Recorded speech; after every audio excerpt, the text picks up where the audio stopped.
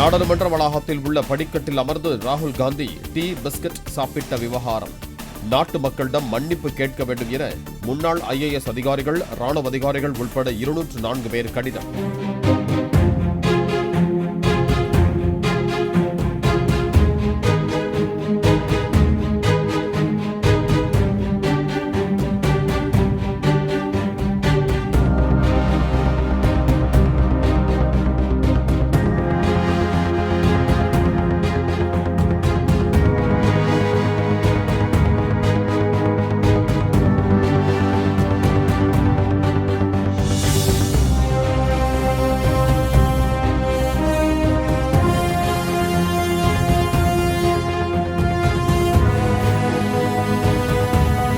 Play store மற்றும் app ஸ்டோரில் இருந்து பாலிமர் செயலியை QR கோடு மூலம் பதிவிறக்கம் செய்யுங்கள்.